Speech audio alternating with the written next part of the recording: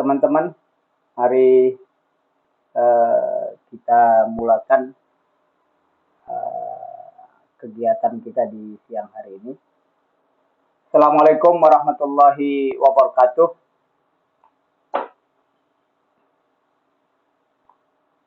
Alhamdulillah wassalatu wassalamu ala rasulillah la haula wa la quwata illa billah.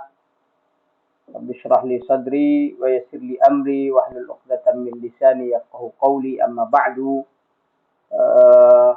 Teman-teman yang dimuliakan oleh Allah, bersyukur kita kepada Allah di siang hari ini masih dikasih kesempatan oleh Allah untuk bermuajahah, bertatap muka. Mudah-mudahan ini adalah wajah-wajah yang lulus di seleksi tahun 2024 sebagai mahasiswa baru dari Indonesia yang akan masuk ke Al-Azhar University di tahun ini. Ya, kami berharap tentunya kepada teman-teman untuk bisa lebih memaksimalkan diri dalam rangka menyelesaikan seleksi yang insya Allah dalam waktu dekat, kalau dijadwalkan tanggal 8, tanggal 9 itu adalah TWK, tes wawasan kebangsaan gitu ya. Ya. Ini ada rangkuman TWK yang sudah sudah dikumpul, yang biasanya akan menjadi materi-materi penting sebagai bahan pertanyaan penguji. Dan perlu teman-teman ketahui bahwa untuk bisa melakukan wawancara, maka sang penguji harus memiliki sertifikasi lulus sebagai penguji tes wawancara kebangsaan. Jadi yang akan menguji teman-teman nanti adalah orang-orang yang betul-betul kompeten di bidangnya. Jadi bukan kayak ujian lisan di pesantren, bukan. Tapi ini pengujinya adalah orang-orang yang betul-betul tersertifikasi. Itu yang pertama. Artinya teman-teman siapkan diri untuk menghadapi ujian yang serius ini. Itu yang pertama. Nah, kemudian yang kedua, teman-teman harus mengerti apa saja yang akan ditanyakan dan bagaimana cara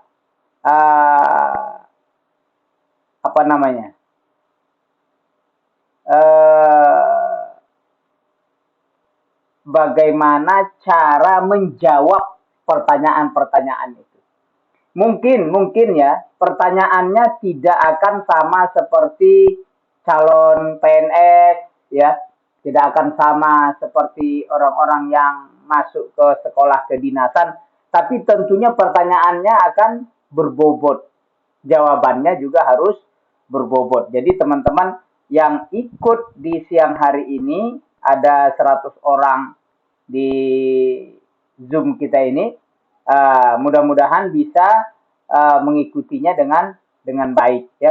Jadi teman-teman bisa mengikuti dengan baik sehingga teman-teman bisa dikatakan siap untuk mengikuti tes wawancara atau tes wawasan kebangsaan atau TWK.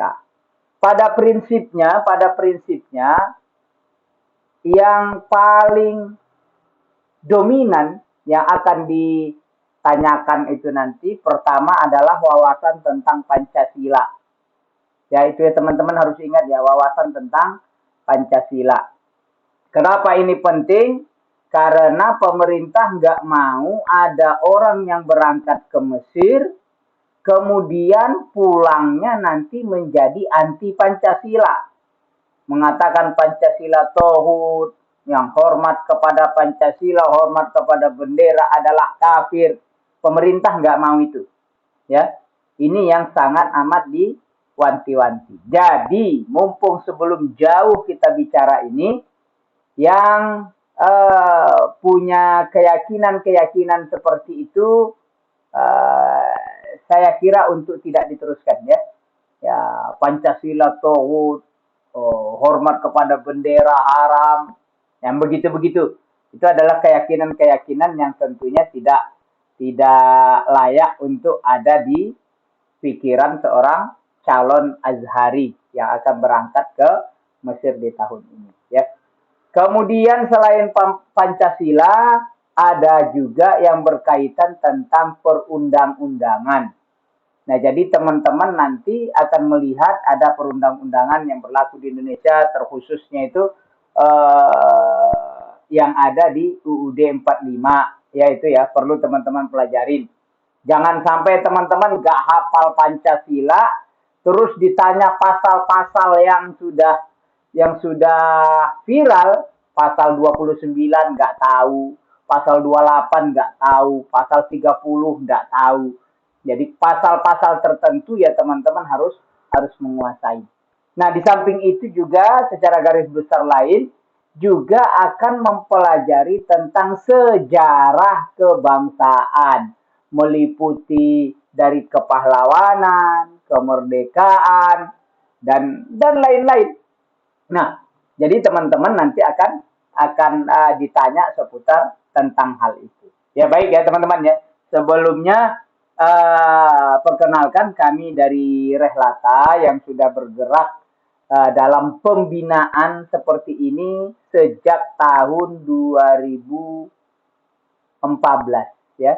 Jadi sudah masuk 10 tahun sebenarnya usia Rehlata. Jadi sudah dianggap cukup dewasa dalam melakukan hal-hal yang serupa, sehingga teman-teman insya Allah bisa menjadi atau bisa bermitra dengan kami dalam hal ini ya. Jadi teman-teman, ini yang pertama teman-teman bisa lihat ya, bisa dilihat oleh teman-teman, Pancasila itu ada 5 sila ya. Sederhananya ada sila ketuhanan, sila kemanusiaan, sila persatuan, sila kerakyatan, dan sila keadilan sosial. Ya. Dan saya harus pastikan teman-teman semua hafal Pancasila. Jangan sampai ada anak pesantren, calon Azhari mendaftar beasiswa ataupun non-beasiswa tidak hafal Pancasila. Hafallah ini. Kalau penting teman-teman hafal ini Pancasila dalam bahasa Arab. Pasti teman-teman mudah itu dapatkan gimana Pancasila itu ya. Asasul khamsah itu ya. Nah, jadi sila yang paling penting ketuhanan, kemanusiaan, persatuan, kerakyatan, dan keadilan sosial. Sila keadilan. Jadi Pancasila artinya 5 sila ya ini, 5 sila ini. Nah, jadi teman-teman pasti apa istilahnya? Hafal ini. Itu yang pertama ya. Jangan sampai ada yang tidak hafal. Kemudian ini lambang ya. Lambang negara kita ini adalah Garuda Pancasila. Bertuliskan Bhinneka Tunggal Ika. Pastikan teman-teman juga tahu apa arti Bhinneka Tunggal Ika. Jangan sampai teman-teman katakan saya nggak tahu apa arti Bhinneka Tunggal Ika. Kalau perlu terjemahkan dia ke bahasa Arab.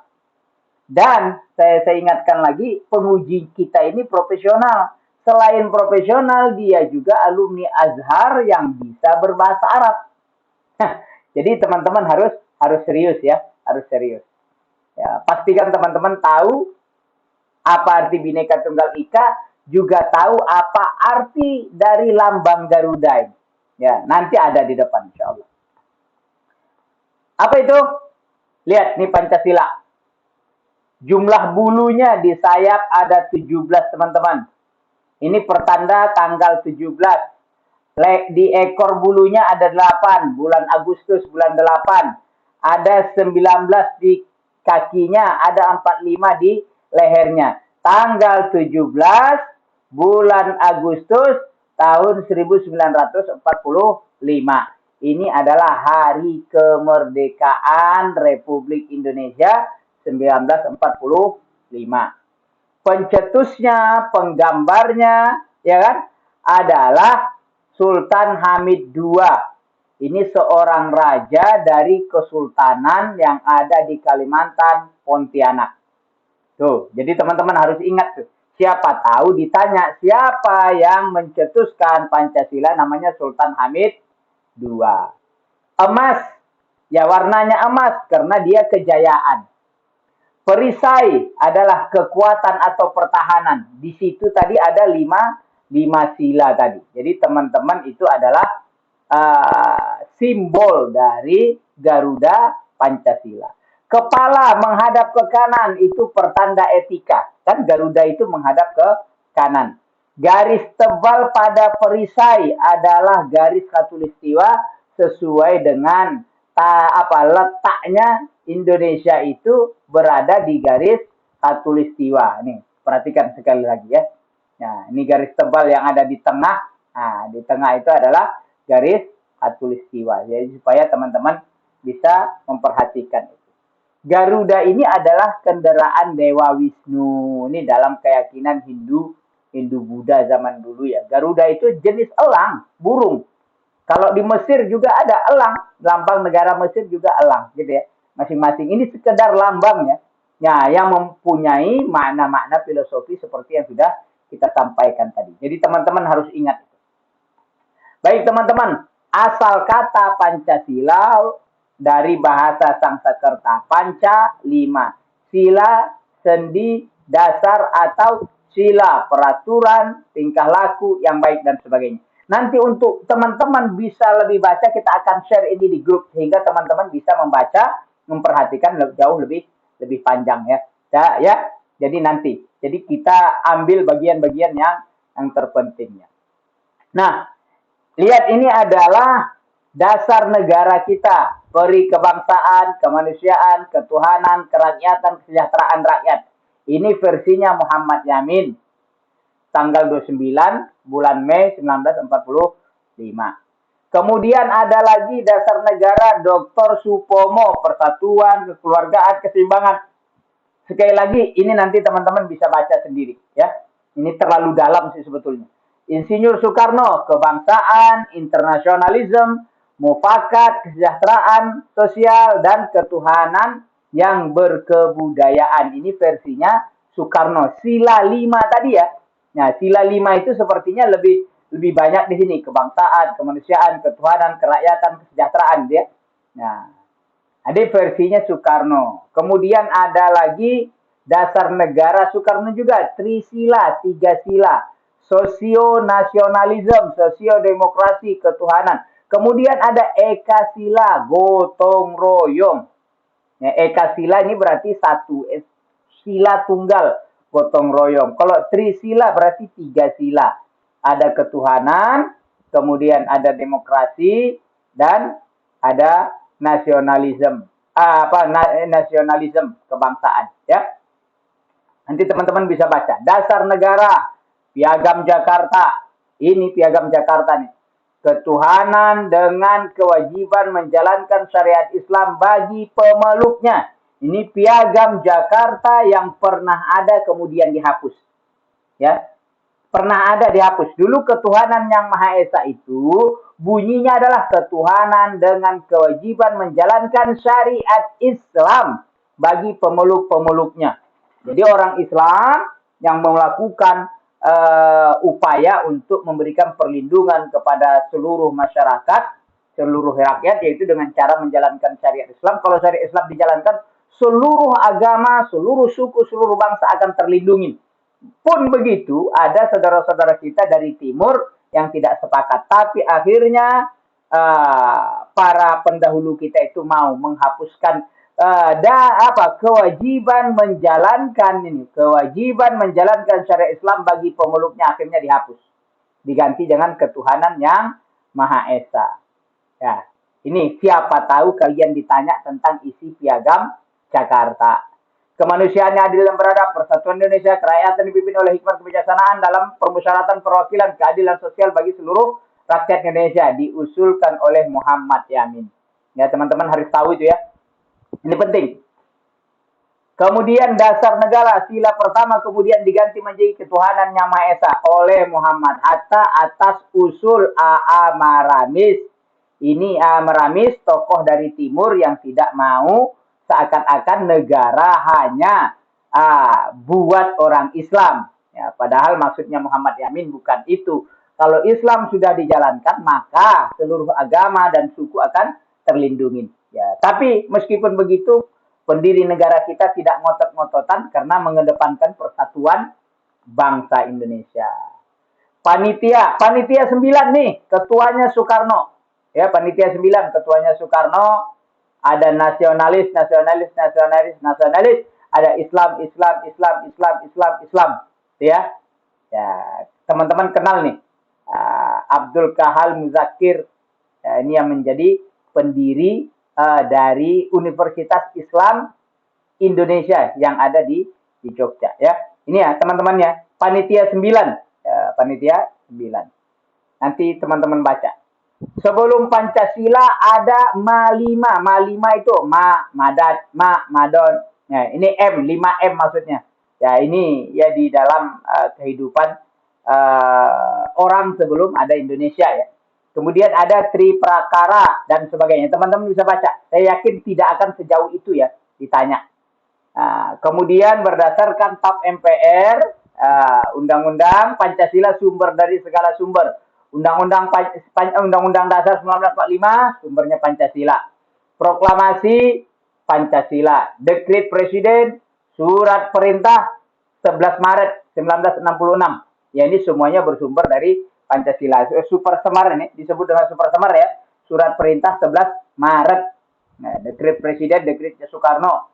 Ini teman-teman bisa baca lebih panjang. Nanti kalau enggak paham misalkan apa isi dari Dekret Presiden ini apa? Ya, teman-teman cari saja isi Dekret Presiden 1959. Super Semar, Surat Perintah 11 Maret yang dikirimkan atau ditandatangani oleh Soekarno untuk penumpasan PKI yang dilakukan oleh Soeharto.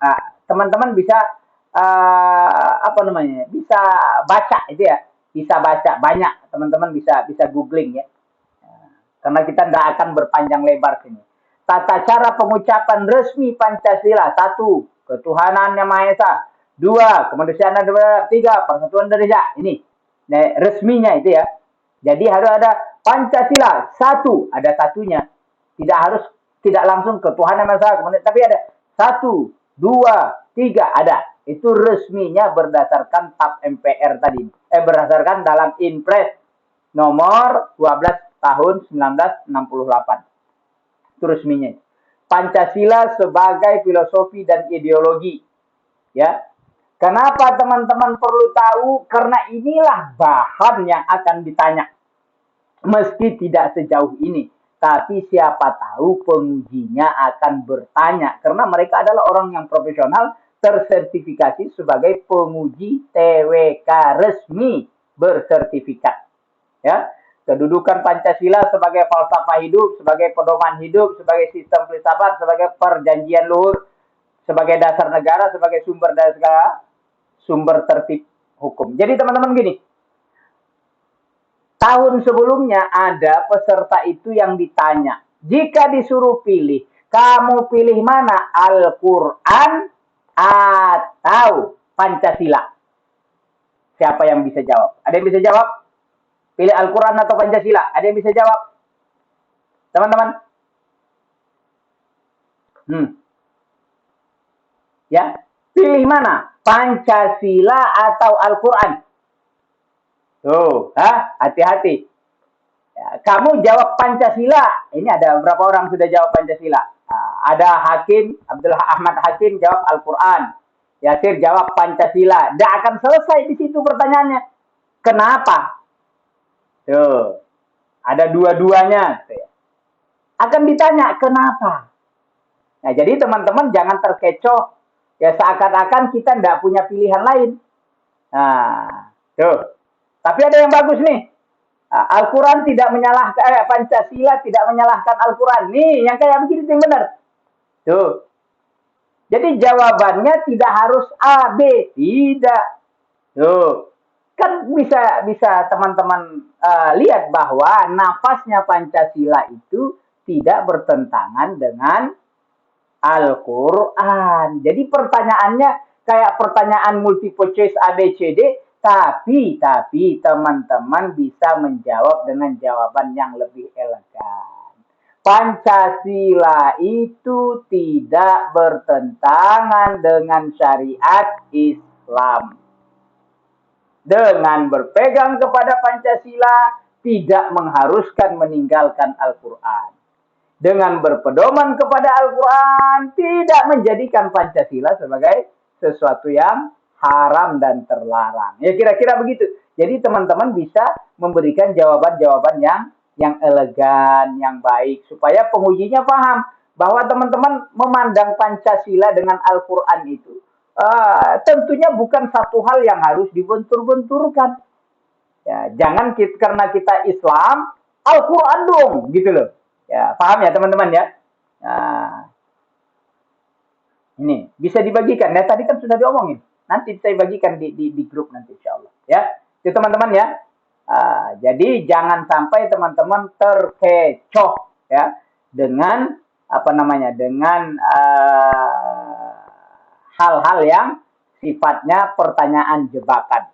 Nah, kalau misalkan teman-teman, ini yang nanya sekali lagi pengujinya adalah alumni Al-Azhar bisa berbahasa Arab. Mungkin saja dia akan tanya, bagaimana pendapat Anda tentang hukum pajak? Karena kata Nabi, mukus, pajak adalah perbuatan haram. Tuh. Bagaimana menurut Anda? Tuh, coba. Jadi hal-hal yang kayak begitu, kalau teman-teman salah jawab, pajak adalah haram. Hati-hati. Pajak nggak apa-apa. Pasti dicecer lagi dengan pertanyaan. Jadi teman-teman harus pintar memberikan alasan yang logis ya. Pajak itu selagi sifatnya dikembalikan kepada rakyat, syariat tidak melarang. Syariat kita tidak melarang. Syariat Islam maksud saya tidak melarang memungut pajak selagi pajak itu dikembalikan dalam bentuk manfaat kepada rakyat. Karena saya tahu ada paham-paham aliran-aliran yang mengatakan pajak itu haram. Bekerja di lembaga pajak adalah bukan lagi riba. Ya udah jelas-jelas dia katakan haram ya. Supaya teman-teman nanti tidak terkecoh dengan pertanyaan-pertanyaan yang serupa. Kausa Pancasila, materialis, formalis, efisien, finalis. Ya, nanti teman-teman, saya yakin nggak sebanyak inilah, nggak akan sebanyak ini ditanya sampai di situ enggak. Pancasila sebagai dasar nilai, nilai instrumental, nilai praksis. Ya, ini teman-teman bisa baca. Ya, ini yang jauh-jauh begini kita nggak usah banyak baca ya, karena banyak materinya panjang. Pembangunan sesuai dengan Pancasila, ini kita skip. Pancasila sebagai puncak kebudayaan. Nih, mumpung ada bahasa kebudayaan. Nah, ada wayang gitu ya. Ada budaya-budaya yang lain. Bisa jadi teman-teman konfrontasi oleh penguji. Bagaimana menurutmu misalkan budaya wayang? Apakah sesuai dengan syariat? Apalagi sekarang lagi heboh. Bagaimana menurutmu musik seni yang kata Nabi Shallallahu Alaihi Wasallam akan datang suatu masa umatku yastahilluna lihra sampai wal ma'azib. Hati-hati. Karena yang bertanya adalah orang yang paham hadis, paham bahasa Arab, belajar fikih. Nah, jadi yang sifatnya budaya-budaya, apakah memang mutlak ditolak oleh Islam atau bisa dijadikan sebatas sarana seperti yang dilakukan oleh Wali Songo dan sebagainya, gitu ya. Ini ada nyinggung tentang tentang budaya ya, mumpung lagi lewat kita teman-teman ya. Pancasila sebagai filsafah ada ontologis, epistemologis dan aksiologis. Nah, saya yakin tidak akan sejauh ini teman-teman ditanya, tapi siapa tahu Nah, jadi ontologis itu Pancasila sudah menjiwai dalam tubuh manusia. Jadi Pancasila itu ya kodrati, ya sesuai dengan kodratnya manusia gitu ya. Epistemologis merupakan satu sistem pengetahuan untuk pedoman bangsa. Ya, rumusan saja dia sebagai pengetahuan epistemologis, sebagai pengetahuan. Aksiologis merupakan satu kesatuan nilai. Jadi intinya itu di sini adalah nilai, pengetahuan, jiwa. Ya kira-kira itu yang teman-teman bisa tangkap dalam falsafah Pancasila itu. 3 dimensi Pancasila, teman-teman apa namanya? Lihat dimensi realitas. Gini ya teman-teman. Pancasila itu adalah pandangan hidup setiap warga negara Republik Indonesia sesuai dengan realita kehidupan, sehingga yang memegang Pancasila sebagai ideologi hidupnya dalam berbangsa, bermasyarakat tidak akan bertentangan dengan norma-norma agama, suku, bangsa, dan budaya, dan yang lain-lain. Ini adalah dimensi realitas. Nilai-nilai dasar yang terkandung dalam ideologi tersebut. Artinya secara realita di tengah-tengah masyarakat, semua terakomodir di dalam Pancasila. Itu namanya realitas. Kalau idealisme yaitu bahwa ideologi tersebut harus memberikan harapan, cita-cita, masa depan. Jadi ada visi, itu ada dalam Pancasila. Ada fleksibilitas yang mengandung memiliki keluasan, apa maksudnya? Kelapangan, tasamu, ya tasamu yang bisa apa kita bilang fleksibel ya kayak karet gitu kasarnya itu ya kayak karet. Nah teman-teman harus paham itu. Nah, susunan sila Pancasila kita ndak teman-teman bisa baca nanti lebih penting. Kenapa ada hal-hal yang memang harus teman-teman pelajarin. Undang-Undang 1945 tadi ada Pancasila, ada perundang-undangan termasuk Undang-Undang 1945. Ada pembukaan, ya, pembukaan Undang-Undang 45, teman-teman bisa baca itu. Ya. Pembukaan bahwa, ya kan? Ya silakan baca. Ada batang tubuh, ada 16 bab, 37 pasal, 65 ayat. 4 pasal peraturan peralihan, 2 pasal aturan tambahan dan penjelasan. Ini sebelum diamandemen. Ada 37 pasal. Itu ya teman-teman ya. Nah, jadi teman-teman harus pelajarin lagi nanti itu, diingat-ingat. Sesudah amandemen pasalnya bisa berubah menjadi 73. Ayatnya menjadi 194. Nah, babnya yang tadi 16 menjadi 20. Ya. Jadi teman-teman harus ingat itu ya. Undang-Undang 1945 dibuka lagi, dibaca lagi kalau perlu ya teman-teman nanti ya. Nah, amandemen pertama tahun 1999. Nih. Tahun 2000, 2001, 2000 apa itu? 2022. Yang diamandemen, nih, yang pertama ini ya. Pasal-pasal 5 dan seterusnya ini. Ini yang kedua, ini yang ketiga, ini yang keempat ya. Jadi bab keempat dihapus ya kan? Peralihan tambahan gitu ya. Jadi teman-teman harus perhatikan kalau perlu dibaca. Khususnya pasal-pasal yang kebebasan beragama, kewajiban bela negara, kemudian hak untuk mendapatkan pendidikan dan sebagainya. Pasal-pasal yang penting-penting itu teman-teman hafal deh ya. Saran saya dihafal ya. Ya dihafal ya, yang penting-penting saja ya. Nah, sila yang tidak diamandemen ini tidak diamandemen ini termasuk pasal sila apa 29 ini tidak diamandemen ya. 3 garis besar batang tubuh ya teman-teman bisa baca. Saya yakin tidak sejauh ini. Nah, tapi bisa jadi nanti teman-teman ditanya misalkan bendera Indonesia warnanya apa. Tuh. Bahasa resmi kita apa? Lambang negara kita apa? Lagu negara kita apa? Ya. Agama-agama yang diakui di Indonesia apa? Tuh. Ya hati-hati ya teman-teman ya. Agama, ya kalau dulu kan cuma ada 5, sekarang sudah 6.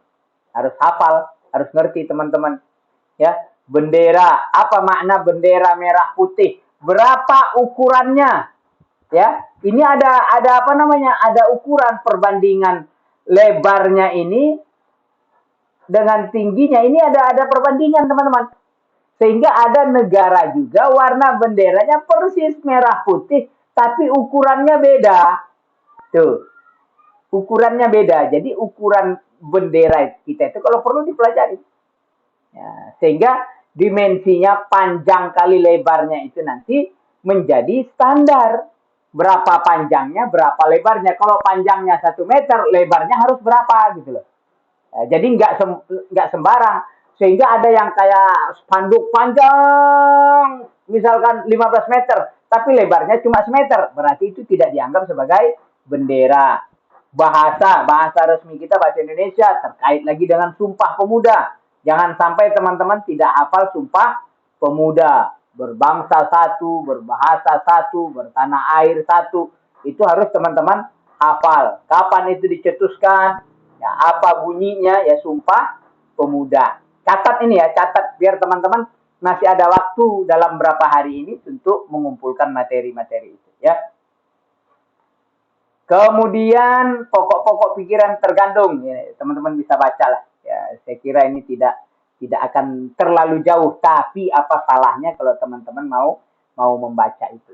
Nilai yang terkandung dalam Undang 1945 ya, alinea 1 dan sebagainya. Hubungan antara pembukaan dengan proklamasi 1947. Ya, teman-teman bisa juga maju ada memberikan penjelasan, memberikan penegasan, memberikan pertanggungjawaban. Dan teman-teman hafal nih apa isi proklamasi. Proklamasi. Silakan teman-teman hafal ya. Siapa yang membacanya, siapa yang menulisnya, di mana itu dibacakan. Jadi teman-teman harus hafal isi dari proklamasi. Hubungan antar pembukaan UUD 1945 proklamasi ini sebelum kemerdekaan, menjelang kemerdekaan, syarat kemerdekaan, sesudah kemerdekaan. Jadi ada alasan kemerdekaannya, proses perjuangannya, pernyataan merdeka, mengisi kemerdekaan. Ya, teman-teman baca itu. Nah, nih, saya skip. Kalau yang begini-begini teman-teman bisa baca. Dan ini banyak banget ya. Banyak banget. Nah, kemudian teman-teman, ini masih berkaitan dengan yang tadi sama ya, sambungannya di sini 28A hak untuk hidup, membentuk keluarga, mengembangkan diri. Ini pasal-pasal 28 nih. Jadi teman-teman pasal-pasal yang viral itu atau yang penting itu adalah yang kayak begini, diperhatikan ya. Agama, ketuhanan Maha Esa, menjamin kebebasan beragama dan seterusnya ya. Ini teman-teman ya. Ini pasal 30, perhatikan. Ini penting. Warga negara berhak dan wajib dalam hankam negara. Apa? Pertahanan keamanan negara. Tuh, pertahanan keamanan negara. Apa maksudnya itu? Bela negara. Bela negara. Bahkan nanti pajak yang kita bayar itu bisa masuk dalam pengertian bela negara, gitu ya. Kenapa? Karena pajak itu digunakan untuk menjalankan sistem bernegara. Ya, teman-teman bisa baca. Bhinneka Tunggal Ika, kalimatnya dari bahasa Jawi kuno. Bhinneka berbeda. Tunggal satu, ika itu realitas sosialnya berbeda, tapi cita-cita bangsanya satu, berbeda-beda, tetapi tetap satu jua. Bhinneka Tunggal Ika, berbeda satu itu. Satu apa? Satu cita-cita kebangsaan, satu tujuan. Ya, jangan sampai teman-teman tadi nggak tahu apa arti Bhinneka Tunggal Ika. Kemudian awalnya digunakan untuk mempersatukan umat Hindu Siwa dan umat Buddha selama kerajaan Majapahit dulu. Ya, Bhinneka Tunggal Ika, Tanhana Dharma Mangla.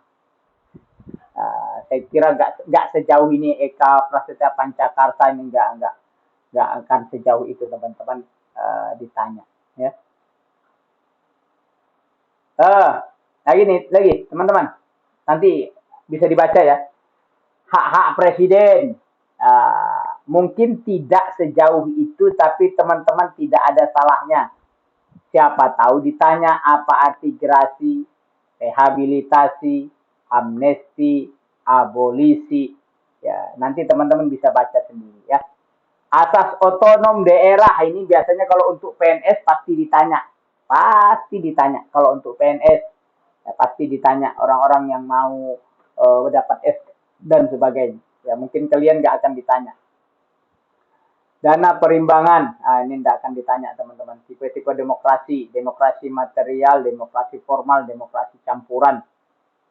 Ada blok timur, ada blok barat, ada non-blok. Nah kalau ditanya Indonesia di mana gitu ya. Demokrasi material menjunjung tinggi ekonomi, ini blok timur nih. Rusia CS, Rusia, Cina CS. Demokrasi formal menjunjung tinggi politik, ini barat Amerika CS nih. Indonesia ada di sini. Indonesia ada di sini dia.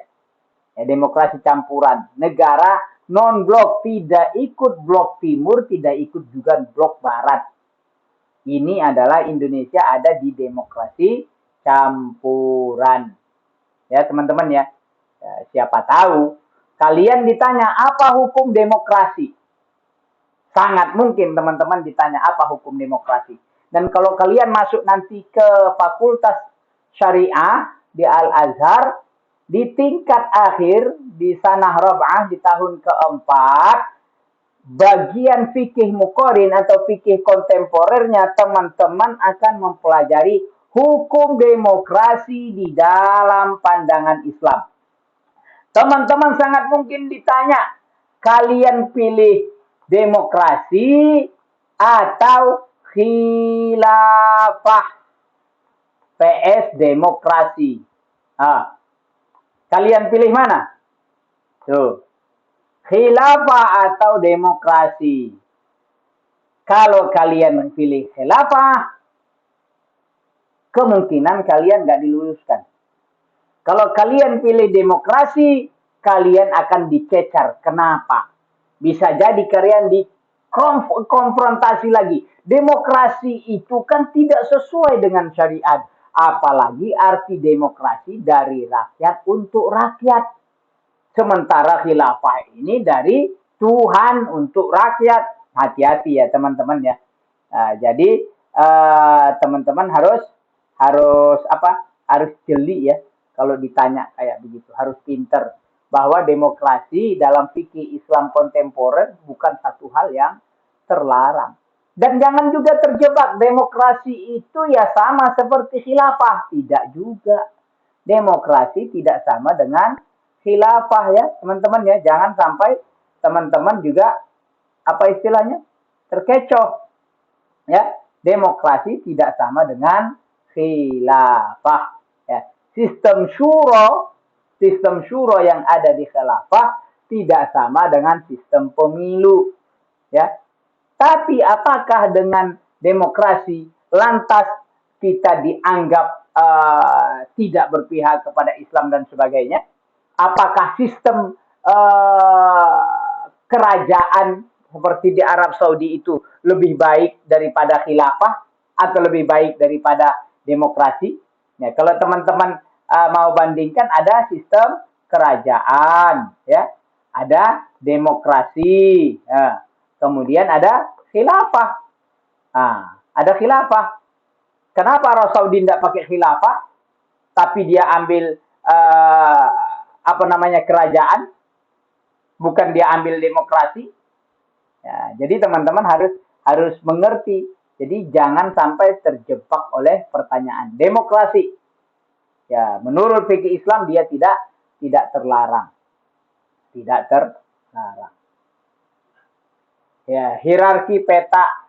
Ini nggak usah dipelajari, nggak akan ditanya. 10 kepandaian asli Indonesia. Maksudnya apa ini?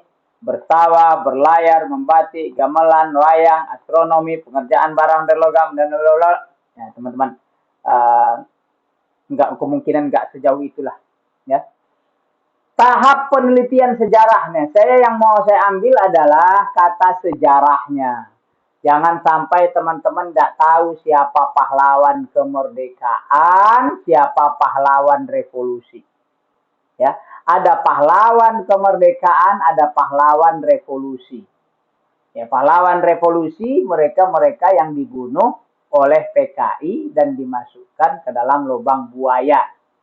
Itu namanya pahlawan revolusi. Pahlawan kemerdekaan jauh sebelum itu. Nah, artinya apa? Sebelum merdeka Indonesia, Imam Bonjol gitu ya, itu pahlawan. Cut Nyadin, bahkan ada orang-orang yang dari timur sebagainya itu pada Patimura dan sebagainya. Jadi teman-teman harus mengerti sejarah bangsa ini khususnya. Dan tidak menutup kemungkinan juga teman-teman bisa juga ditanya sejarah tentang Al-Azhar. Sejarah tentang Al-Azhar. Tahun lalu ada yang ditanya. Sebutkan salah seorang Syekhul Azhar. Ada berapa sekarang Syekhul Azhar? Syuyukh. Syuyukh. Ada berapa Syekhul Azhar sekarang yang sudah berjalan? Ya, sebutkan salah satu dari Syekhul Azhar yang kamu tahu. Ya, sejarah Al-Azhar, berapa tahun sudah umur Al-Azhar gitu ya. Bagaimana hubungan Indonesia dengan Al-Azhar sangat mungkin ditanya. Sangat mungkin ditanya. Jadi teman-teman harus banyak belajar, banyak banyak buka literasi ya, literatur. Ya, jadi teman-teman baca dan pelajari. Ilmu bantu sejarah, ini ndak sejauh inilah. Apa itu arkeologi, barang purga, paleontologi, udah skip lah, tidak akan ditanya. Zaman prasejarah, kenapa ini penting? Karena di sini ada tentang sejarah kuno bangsa Indonesia. Ya, manusia purba itu kan ada di Indonesia. Ini penting, siapa tahu ya. Dinosaurus, mamalia, manusia ini mungkin nggak akan ditanya teman-teman. Ini zaman batu, Mesolitikum, Neolitikum, zaman batu, nggak usah terlalu jauh ya, nggak usah terlalu jauh. Tapi ini penemuan manusia purba di Indonesia. Nah, ini dia.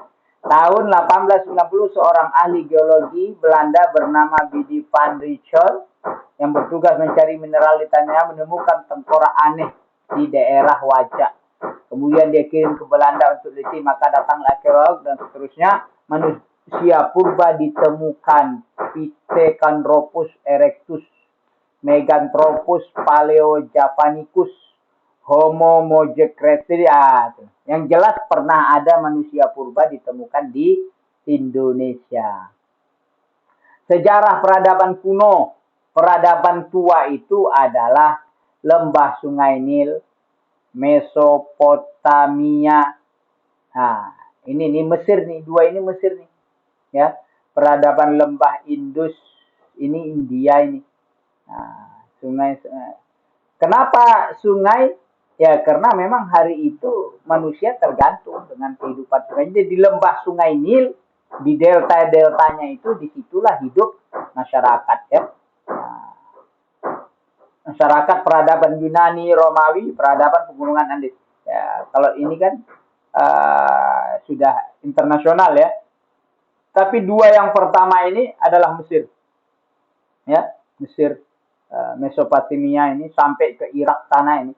Ya, hubungannya sampai ke Irak. Peradaban Mesir kuno nih, peninggalan piramid, Sphinx, Obelix. Piramid itu ya, apa namanya? Ini piramid nih. Ini Sphinx. Sphinx ini adalah patung singa. Ya, patung singa. Kemudian ada obelix. Obelix itu adalah tiang-tiang yang tinggi begitu ya. Ini tiang tinggi. Jadi kalau teman-teman tidak tahu apa itu, googling aja deh.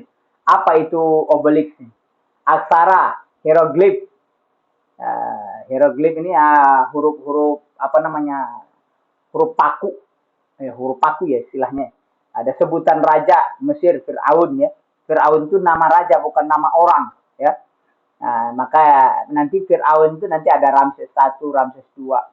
Ini di Mesir nih, astronomi, kedokteran, pengawetan mayat. Osiris, dewa tertinggi, Anubis, itu Abis, Ra. Dewa Ra ini dewa matahari. Ini keyakinan Mesir kuno. Nanti kalau kalian masuk di Fakultas Usuluddin atau di Fakultas Syariah wal Qanun. Ya, Syariah wal Qanun pasti teman-teman akan belajar itu. Di Usuluddin atau Syariah wal Qanun akan belajar tentang keyakinan Mesir kuno. Nih, Mesopotamia pusatnya di Efrat dan Tigris, nih yang saya katakan di Irak tadi. Kita Irak, Timur Tengah dan sebagainya ya. India kuno, ini tadi ya di tepian sungai, dewa ini tidak akan ditanya lah sampai di situ. Tiongkok kuno yang nggak akan ditanya. Jadi kalau peradaban tua itu Mesir, India, Cina, Yunani itu peradaban tua. Ini peradaban Amerika ini nggak akan ditanya lah. Yunani kuno ya nggak akan ditanya juga. Ya, ini kejauhan. Teori masuknya Hindu Buddha ya, ke Indonesia ini. Nih kerajaan-kerajaan Buddha di Indonesia mulai dari Kutai, Tarumanegara, Kalingga, Sriwijaya sampai Sunda ya, yang ada di Indonesia. Tentunya ini jauh sebelum masuknya Islam. Nah, teman-teman juga nggak salah kalau teman-teman pelajarin tentang sejarah kerajaan Islam di Indonesia. Dari mulai Samudra Pasai, Kerajaan Aceh, Demak, Banten, Mataram, Ternate, Tidore, Goa, dan Banjar. Ya. Ada Pangeran Antasari kalau di Banjar, ada Sultan Hasanuddin kalau di Goa Talo, ada Sultan Nuku di Tidore, dan seterusnya teman-teman bisa baca ini ya. Bisa baca. Jadi sejarah masuknya Islam ke Indonesia juga teman-teman bisa baca. Ya, sebagai bentuk teman-teman harus tahu Pancasila, tahu perundang-undangan, dan tahu sejarah bangsa. Itu saja, 3 hal itu saja teman-teman pelajarin, insya Allah teman-teman akan dinyatakan lulus sebagai calon mahasiswa Al-Azhar. Mungkin teman-teman juga akan ditanya tentang isu-isu yang sensitif. 1. Terorisme. 2. Korupsi. Teman-teman pasti nggak setuju dengan terorisme. Kita yakin. Tapi akan dibikin cerita seakan-akan tindakan terorisme itu adalah upaya untuk menegakkan Islam. Hati-hati teman-teman. Kan kita wajib kan menegakkan Islam li'ila'i kalimatillah. Hati-hati, jangan sampai teman-teman terkecoh. Gitu ya. Bahwa ide terorisme itu tidak pernah diakui oleh Islam. Tindakan-tindakan teror di dalam Islam sendiri pun sangat amat terlarang. Sehingga Islam dalam fikihnya ada hukum bughat. Orang yang membangkang kepada kekuasaan yang sah. Ya, jadi terorisme ini bukan ideologi Islam. Siapa saja bisa terjebak dalam terorisme. Ya, jadi ini terorisme ini isu yang sangat sensitif ya teman-teman ya. Nah, bisa jadi teman-teman ditanya, apa menurut pendapat Anda yang harus dilakukan oleh negara untuk memberantas terorisme? Mungkin pertanyaan begitu. Anda nggak akan ditanya, Anda setuju nggak dengan terorisme? Pasti nggak setuju. Tapi mungkin saja Anda akan ditanya, bagaimana pendapatmu untuk menghapuskan terorisme? Yang kayak begitu yang akan ditanya. Ya, jadi jangan sampai teman-teman menganggap nanti terorisme itu adalah upaya jihad fisabilillah. Ya gitu ya, jangan sampai ya. Jadi terorisme itu bukan jihad fisabilillah. Apakah sama terorisme dengan jihad? Enggak, jauh lebih jauh, enggak sama. Korupsi, ini isu yang hangat juga di Indonesia. Bisa jadi teman-teman akan ditanya tentang korupsi. Ya, bagaimana menurutmu korupsi? Korupsi itu apa gitu ya? Ya, teman-teman yang punya pertanyaan boleh diketik sekarang tuh di kolom chat. Nanti insya Allah akan kita jawab apabila ada pertanyaan-pertanyaan yang membutuhkan jawaban ya. Korupsi menurut pandangan Islam bisa nggak potong tangan? Ya siapa tahu ditanya kayak begitu kan. Korupsi dalam bahasa Arab tidak disebut dengan pencuri. Korupsi dalam bahasa Arab ke dalam fikih Islam bukan disebut sebagai pencuri. As-sariqu was-sariqatu bukan pencuri. Disebut dengan ikhtilaf ya. Gitu ya teman-teman ya. Jadi ini sangat mungkin ini terorisme, korupsi akan menjadi isu-isu hangat ya yang apa istilahnya ya, yang sangat mungkin lah diangkat oleh penguji ya teman-teman ya. Apalagi siapa tahu juga teman-teman ditanya bagaimana menurutmu hukum bank perbankan, bank itu kan riba gitu lah, bank sama dengan riba. Hati-hati ya teman-teman ya. Ya, jadi teman-teman siapkan diri ya, kemungkinan ditanya apa saja. Ya teman-teman ya. Masya Allah. Baik. Ini nggak banyak lagi, nanti kita bisa membahas tentang Wali Songo nih, Wali Songo. Siapa tahu penguji ingin tahu kamu paham nggak Wali Songo? Maulana Malik Ibrahim, Raden Rahmat, Raden Paku, Raden Mahmud Ibrahim, Raden Kasim dan sebagainya, Sunan Gresik, Sunan Ampel, Sunan Giri, Sembonan Sadra, ya siapa tahu ya, siapa tahu. Kemudian organisasi pergerakan nasional, Budi Utomo ini sekaligus ini Islam Budi Utomo yang mendirikan adalah Dr. Wahidin Sudirohusodo. Serikat Islam yang mendirikan adalah Haji Samanhudi. Serikat Dagang Islam maksudnya. Serikat Islam Host Cokro Aminoto. Indis Partis ini ya, Suwardi, Cipto Mangunkusumo dan Lurirja. Perhimpunan Indonesia Muhammad Atta, Partai Nasional PNI Indonesia Parindra Sutomo. Ya, ini organisasi-organisasi gerakan nasional. Kemudian Kongres Pemuda. Tapi paling tidak teman-teman Sumpah Pemuda sudah hafal, itu sudah cukup ya. Sumpah Pemuda nih. Kami putra-putri Indonesia mengaku bertumpah darah satu. Tanah air Indonesia. Berbangsa satu, bangsa Indonesia. Berbahasa satu, bahasa Indonesia. Yang paling penting nih tanah air Indonesia. Bangsa Indonesia, bahasa Indonesia. Mungkin saja pertanyaannya kayak di PNS itu ditanya peran dari penguatan Sumpah Pemuda bagi setiap pemuda itu apa? Untuk apa? Nah intinya adalah penguatan persatuan Indonesia. Udah gitu aja. Penguatan persatuan Indonesia. Gitu ya. Teman-teman ya. Baik. Kemudian BPU PKI saya nggak yakin sejauh ini ditanya. Ya. Saya nggak yakin sejauh ini akan ditanya. Tapi kalau sekedar ditanya apa itu BPU PKI ya. Badan Penyelidik Usaha-Usaha Persiapan Kemerdekaan Indonesia. Siapa tahu teman-teman ditanya. Ya sekedar kalau PKI saja kan Partai Komunis Indonesia. Tuh PKI saja, tapi BPU PKI bahwa Badan Penyelidikan Usaha-Usaha Persiapan Kemerdekaan Indonesia. Panitia kecil, tadi ada panitia 9, ada panitia kecil. BPKI ini Panitia Persiapan Kemerdekaan Indonesia. Tadi BPUPKI ini PPKI. Ya, jadi teman-teman harus ingat.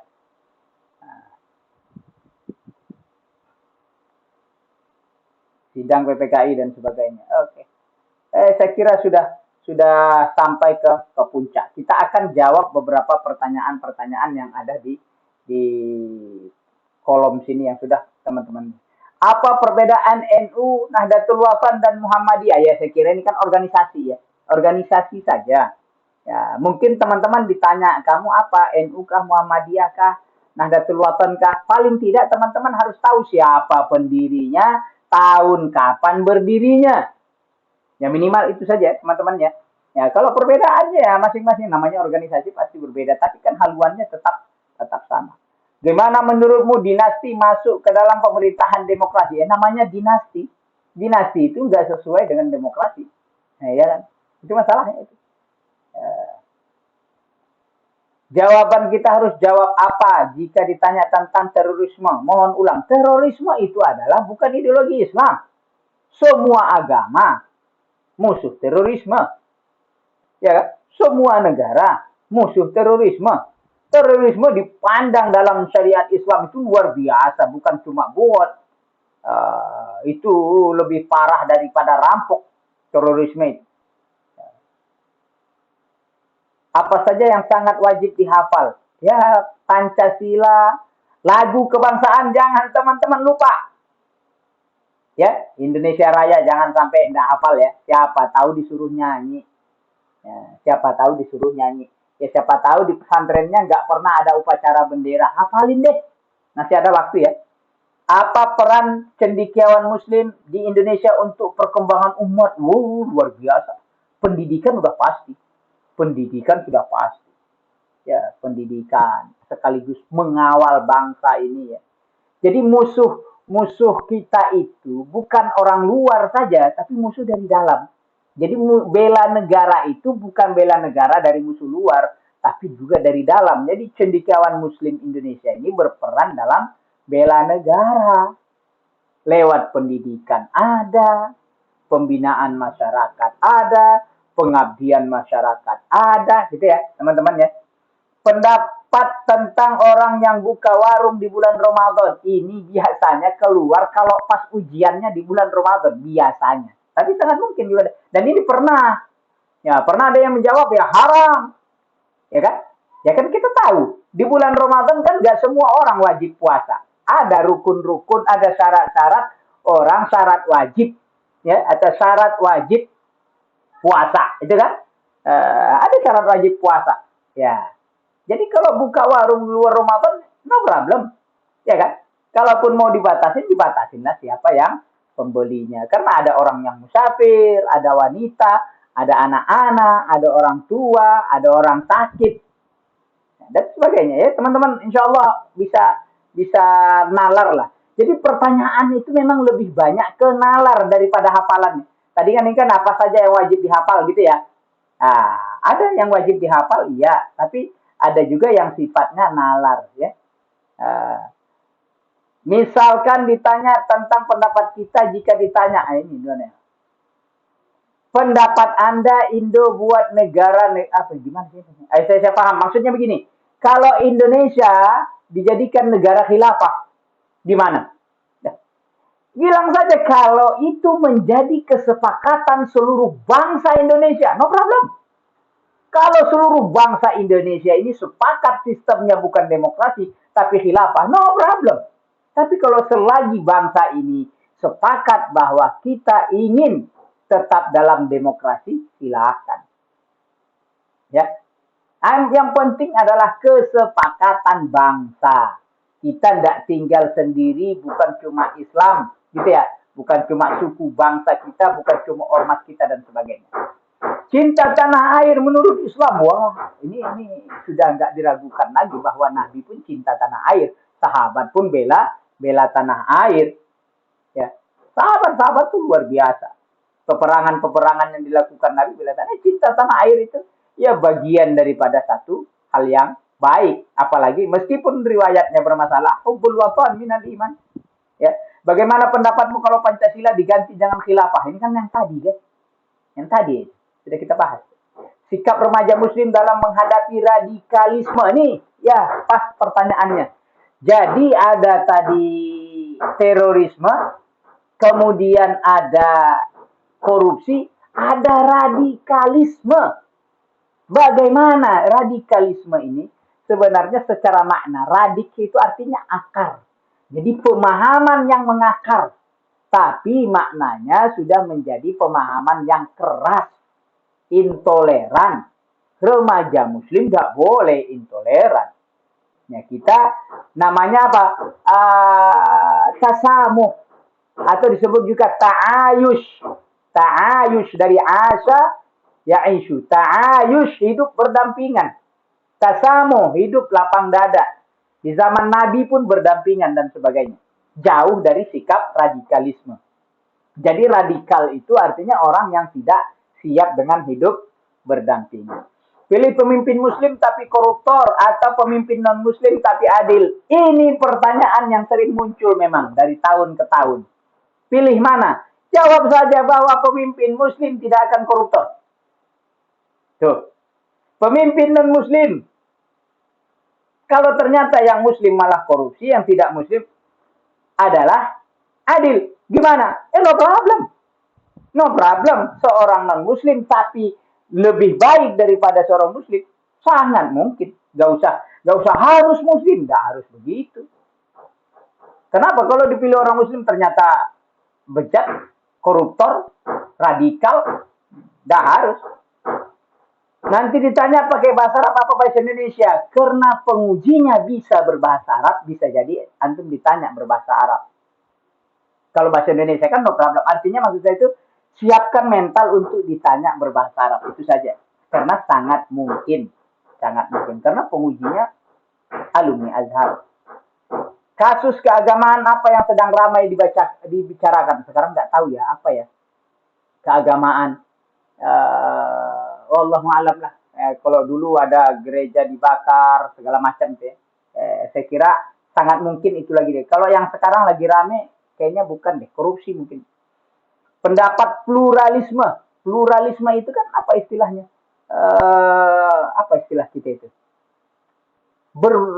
Plural lah, berbaur. Ya. Plural terdiri dari berbagai bangsa, berbagai agama, itu namanya plural. Plural. Menurut agama, jadi jangan dipahami bahwa pluralisme itu adalah semua agama benar. Tidak begitu. Agama kita sesuai dengan keyakinan kita benar. Agama orang lain menurut keyakinan dia benar. Semua agama mengajarkan kebaikan, mungkin iya. Tapi tidak semua agama pasti benar. Yang pasti menurut kita agama kita adalah benar. Sehingga agama orang lain menurut dia juga benar. Jadi kita menghormati saja agama orang lain. Dari banyaknya slide tadi mana pokok yang sering keluar? Tadi sudah dikasih hal-hal yang banyak kita bahas, itu insya Allah penting ya. Yang kita skip itu nggak penting. Ya, banyak tadi yang kita skip. Nanti insya Allah akan kita kasih di grup nanti. Saya akan minta bantukan ke admin Ustaz Fakhrul Razi, nanti akan bantu share. Pilih mana pemimpin Islam tapi bohong atau kafir atau jujur. Sama tadi kayak koruptor tadi. Ya. Anfa'ukum linnas saja. Ya, Muslim yang baik itu nggak akan bohong. Muslim yang baik nggak akan koruptor. Ya itu aja sederhananya. Kalaupun ternyata dia korupsi, ternyata dia bohong, berarti yang kafir jauh lebih bermanfaat. Baiknya dia, muslimnya dia untuk dirinya sendiri. Kafirnya non-muslimnya untuk dirinya sendiri. Tapi manfaatnya untuk orang banyak. Bagaimana moderasi Islam dalam semua organisasi Islam. Moderasi Islam. Moderasi Islam ini kan tidak ke kanan, tidak ke kiri, tidak tafrid, tidak ifrat. Ya, dua-duanya kita adalah wasata. Ya. Ummatan wasata. Kita ini adalah ummatan wasata. Secara ahli tafsir bisa mengatakan tidak ke Yahudi yang sifatnya rasionalis, tidak ke Nasrani yang sifatnya intuisi. Kita ada di tengah-tengah. Kita pakai akal, kita juga pakai perasaan. Umatan wasato. Tapi di sisi lain, wasato juga adalah umat yang meletakkan sesuatu tidak menjadi ekstremis kanan, tidak menjadi ekstremis kiri. Ekstremis kanan itu yang terorisme itu pengen mengembalikan hidup hari ini kayak di zaman Nabi, itu ekstremis kanan. Kayak zaman Nabi aja hari ini, gitu kan? Padahal al-hukmu taduru ma'al illah. Hukum itu berjalan sesuai dengan illatnya. Wujudul illah, ya kan? Adanya illat, wujudul hukum, adanya hukum. Hilangnya adamul illah, adamul hukum. Ya, tidak ada illah, tidak ada hukum. Ya. Bagaimana menjawab secara diplomatis dan netral serta tidak dianggap memiliki pemikiran yang sesat? Saya kira begini temannya. Siapa nanya ini? Marwan. Kita itu tidak harus kayak berpura-pura kita jawab la ilaha ula wa la ilaha ula. Kamu harus punya makom. Posisimu di mana harus jelas. Jangan kamu itu ya jawaban diplomatis ajalah. Nanti dituduh ini, takut juga dibilang begini. Ya, hati-hati. Kamu jadi dirimu saja. Ya, penguji itu berpengalaman. Ya, jawab sesuai dengan apa yang kamu yakinin. Tapi ada hal-hal, jangan pernah kamu setuju dengan terorisme, jangan pernah kamu setuju dengan anarkis, jangan kamu setuju dengan pendapat-pendapat yang ke kiri-kirian dan juga jangan ke kanan-kananan. Kita umatan wasat. Itu jelas. Bagaimana jika dekat rumah kita ada gereja dan meminta sumbangan kepada kita untuk pembangunan? Ada khilafiyah para ulama.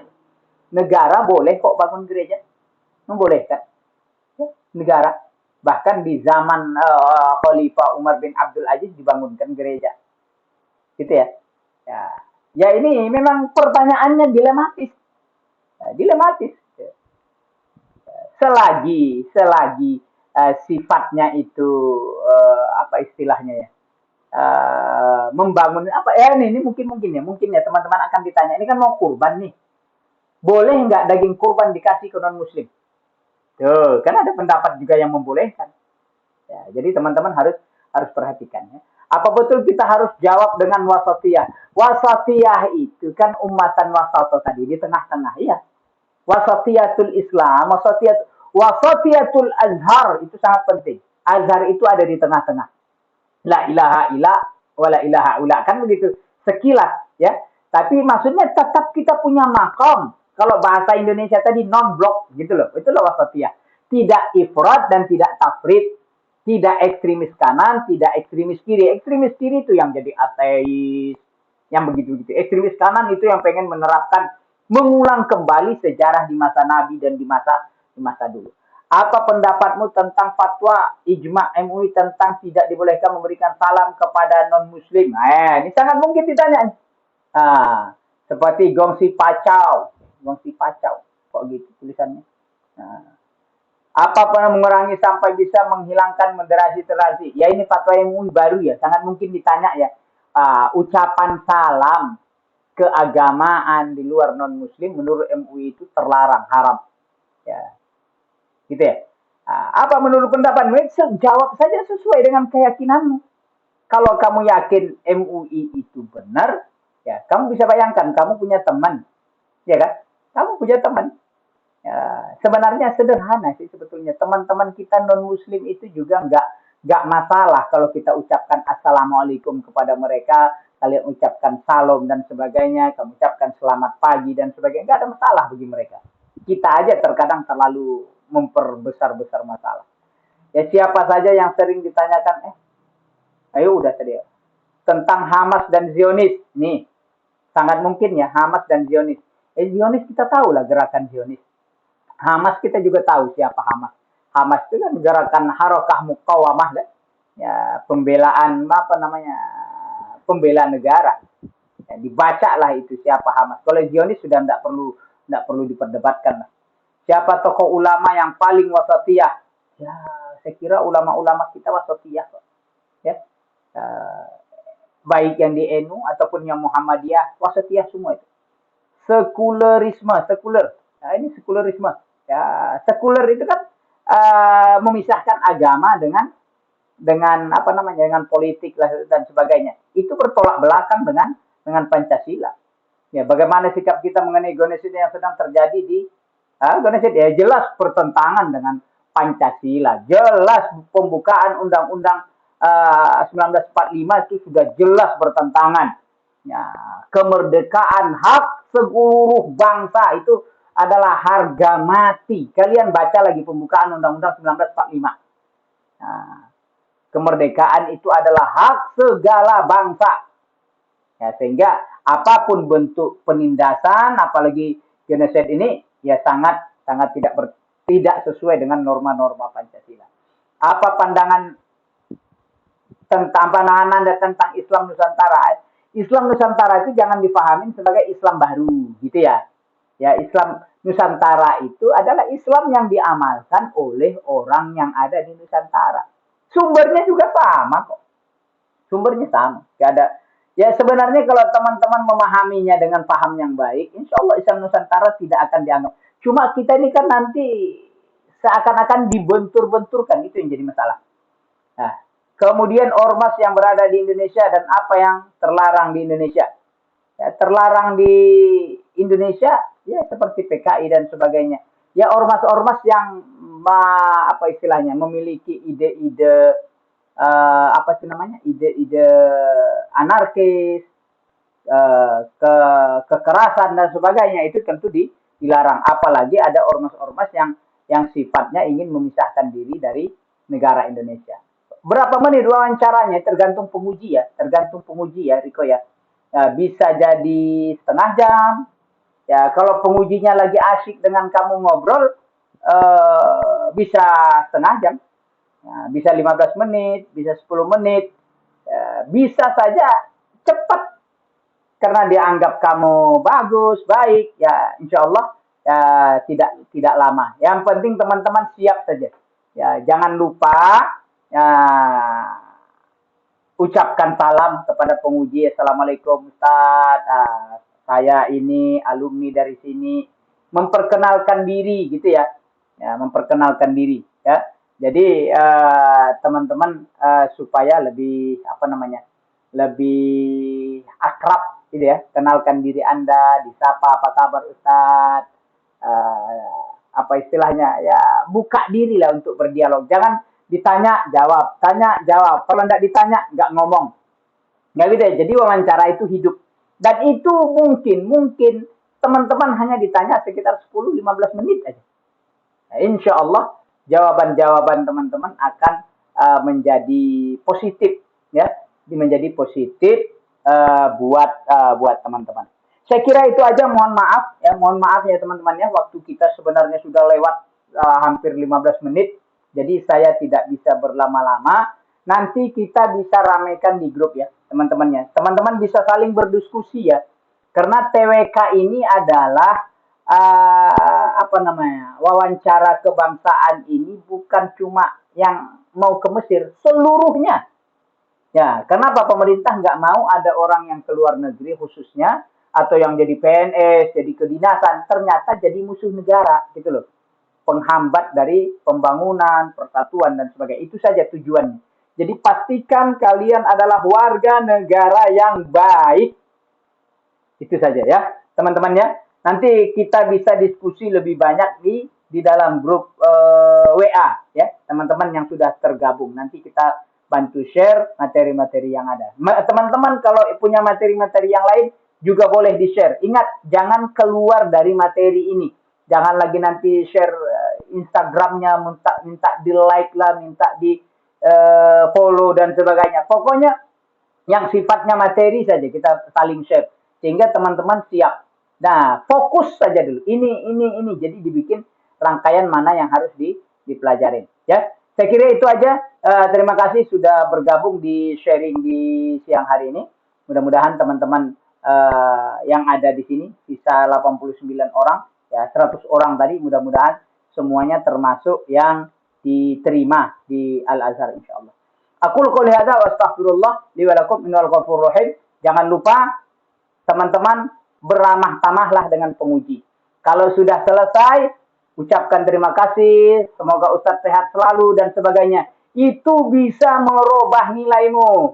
Ya, misal kamu tadi menjawab ada yang salah Ustaz, terima kasih Ustaz, mohon maaf kalau ada yang salah, mohon doa Ustaz supaya saya diterima, supaya keramahanmu itu bisa merubah dari negatif menjadi positif. Ya, teman-teman ya. Assalamualaikum warahmatullahi wabarakatuh.